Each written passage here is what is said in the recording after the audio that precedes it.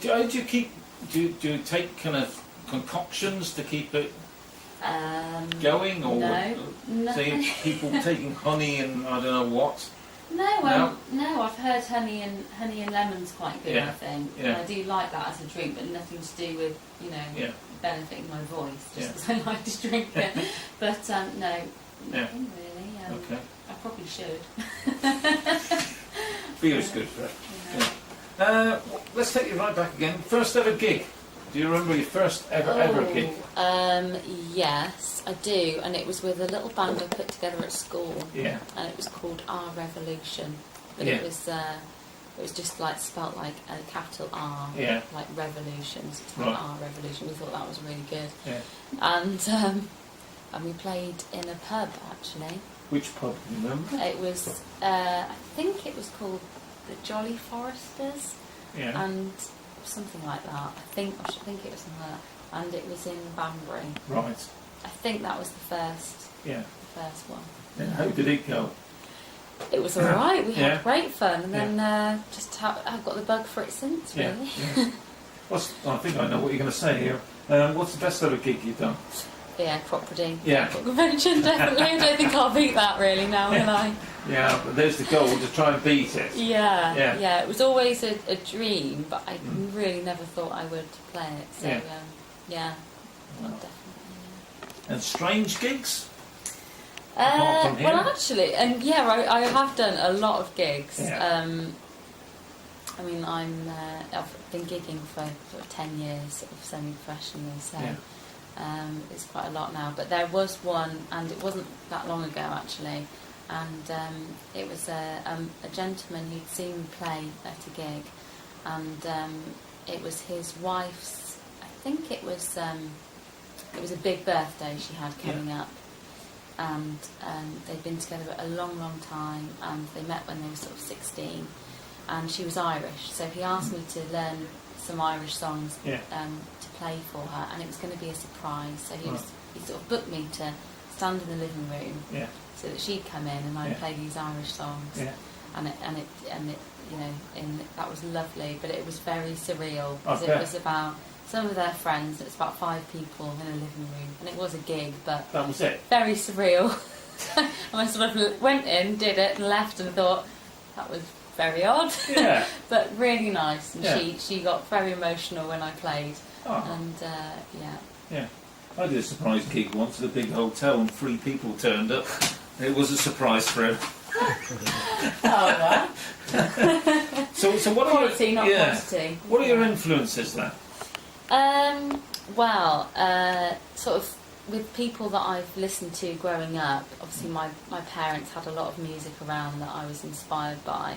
Fairport Convention, Sandy Denny, who sort of sang with them, Joni Mitchell,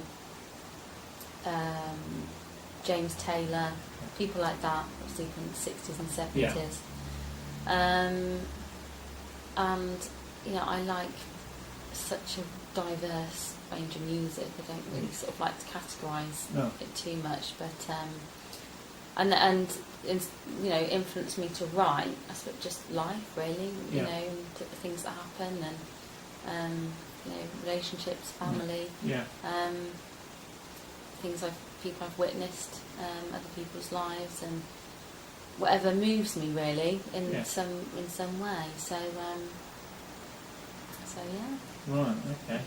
And when you played the Worcester Music Festival, did you get around to see some other acts on or not? I didn't really, because I had quite a busy weekend. No, I would have liked to, but I didn't really. And how was it for you playing in the Charleston?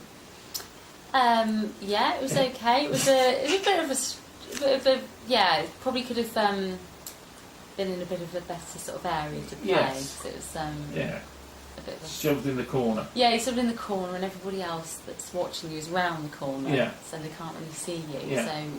But it was good fun. There was this discussion with Dave earlier about putting the music festival maybe on Pitchcroft or something, and have a big stage and an acoustic stage instead of the pubs. How would you feel about that? Oh, that would be much better, I think. Yeah, definitely. Because some of these little venues aren't really geared towards it, are they? They're not really geared up for it.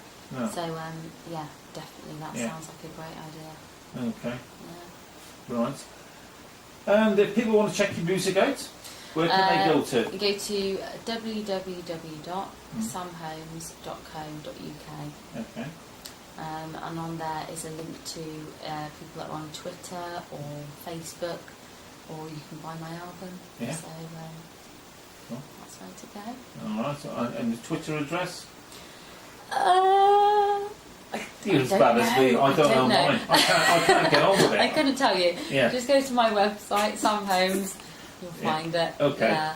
All right. Just Okay. get a bit better at that. Don't I? And if you weren't playing music, what was filling your time playing music? What would you be doing, do you think? Well, I'm actually embarking on a social work course in January. So I'm training to be a social worker. So probably that. Yeah. I'm aiming to sort of do that part-time and music part-time, really. Yeah. So unless obviously the music took off and, you know. Would you love to do the music full-time? I would love to, yeah. Yeah. But other than that, I love working with children. And Yeah. I love, I work with children with disabilities, with Bernardo's as a support worker, and I love it. So I'm quite happy with that, really. Yeah. Okay. Right, time for song number 3, I think. Right, what okay. we're gonna... Let's... And no sound of the bin man going past yet, no, which is fantastic. exactly. I have to get a cackle on. Right, let's do... I'll do a song called Parade. Right, what's this about then?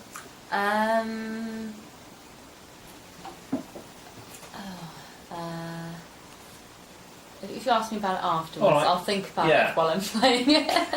Don't let me put you off.